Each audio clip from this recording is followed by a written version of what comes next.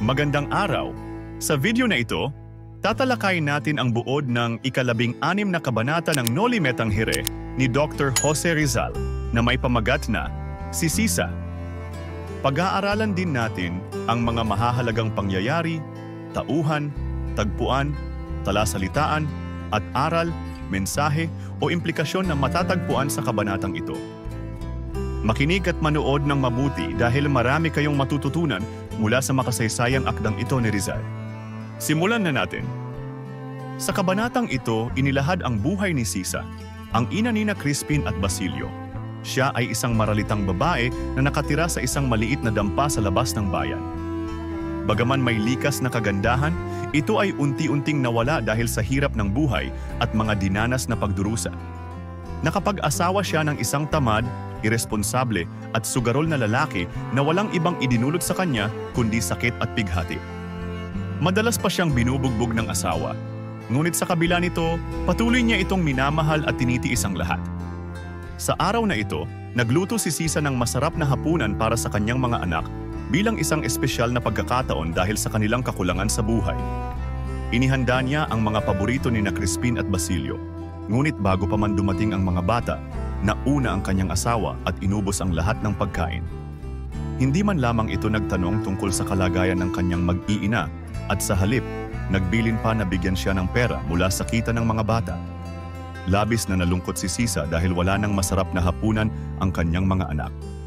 Nagluto siya muli para may makain ang mga bata, ngunit habang naghihintay, narinig niya na lamang ang malakas na tawag ni Basilio. Dumako naman tayo sa mga mahahalagang pangyayari sa ika-16 na kabanata. Ipinakilala ang malungkot na kalagayan ni Sisa bilang isang ina na puno ng pagdurusa dahil sa kanyang asawa. Pagluto ni Sisa ng masarap na hapunan para sa kanyang mga anak bilang espesyal na okasyon. Pagdating ng asawa ni Sisa at pag-ubos ng inihandang pagkain para sa mga anak. Pagbilin ng asawa ni Sisa na bigyan siya ng pera mula sa kita ng mga bata. Pagkarinig ni Sisa sa malakas na tawag ni Basilio habang naghihintay sa kanyang mga anak. Mga mahahalagang tauhan. Sisa. Ang ina ni na Crispin at Basilio, isang maralitang babae na puno ng pagdurusa dahil sa kanyang asawa at sa hirap ng buhay. Sa kabila ng lahat, patuloy niyang minamahal ang kanyang asawa at inaasikaso ang kanyang mga anak. Crispin. Isa sa mga anak ni Sisa na sakristan sa simbahan. Bagaman hindi direktang lumabas sa kabanata, madalas siyang iniisip ng kanyang ina. Basilio. Nakakatandang kapatid ni Crispin at anak ni Sisa, isa ring sakristan at inaasahan niyang uuwi para sa inihandang hapunan ng kanyang ina. Pedro. Isang tamad, iresponsable at sugarol na lalaki na nagdudulot ng matinding pagdurusa kay Sisa. Wala siyang pakialam sa kanyang pamilya at madalas pa niyang abusuhin ang kanyang asawa. Dumako naman tayo sa tagpuan sa ika-16 na kabanata ng nasabing nobela. Ang kwento ay naganap sa maliit na dampa ni Sisa na matatagpuan sa labas ng bayan ng San Diego. Ngayon naman ay talakayin natin ang mga talasalitaan sa kabanatang ito.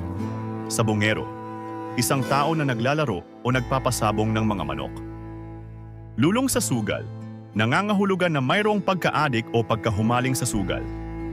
Nagsaing, proseso ng pagluluto ng bigas sa Pilipinas. Nanlumo, pagkaramdam ng kalungkutan o dismaya. Dampa, maliit na bahay o kubo na kadalasang gawa sa simpleng materyales.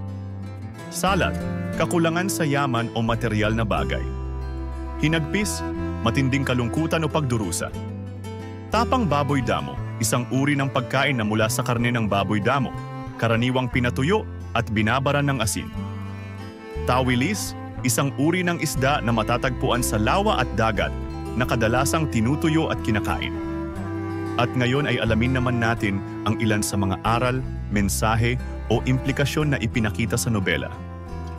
Ang kabanatang ito ay nagpapakita ng kalagayan ng isang ina na handang tiisin ang lahat para sa kanyang mga anak. Ipinapakita rin nito ang pagmamahal at sakripisyo ni Sisa para sa kanyang pamilya, lalo na sa kanyang 2 anak. Sa kabila ng kahirapan at pagdurusa na dinaranas niya sa kamay ng kanyang asawa, patuloy siyang nagmamahal at nagsasakripisyo para sa kanila. Isa pang aral na maaaring makuha sa kabanatang ito ay ang kahalagahan ng pag-aaruga at pag-aalaga sa pamilya. Hindi sapat ang pagmamahal kung hindi ito sinasamahan ng pag-aaruga at pagbibigay ng pangangailangan sa pamilya. Sa kabilang banda, ang pagpapabaya at pagiging irresponsable ng isang asawa ay nagdudulot ng masamang epekto sa kanyang pamilya.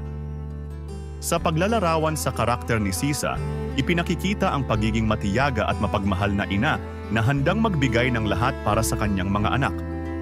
Ngunit, ang kwento rin ay nagpapakita ng kalagayan ng mga kababaihan na nagtitiis sa isang masamang relasyon dahil sa pagmamahal sa pamilya. Ang kabanatang ito ay nagbibigay diin sa kahalagahan ng pagpapahalaga sa pamilya at pagmamahal sa isa't isa upang makamit ang isang masayang pamilya at maayos na pamumuhay. At diyan nagtatapos ang ika-16 na kabanata ng Noli Me Tangere, si Sisa. Ano ang natutunan mo sa kabanatang ito? I-comment mo na ang iyong sagot. Inaanyayahan ka din namin na i-like, subscribe, at i-click ang notification bell para lagi kang updated sa mga susunod naming videos. Hanggang sa muli, maraming salamat sa panonood.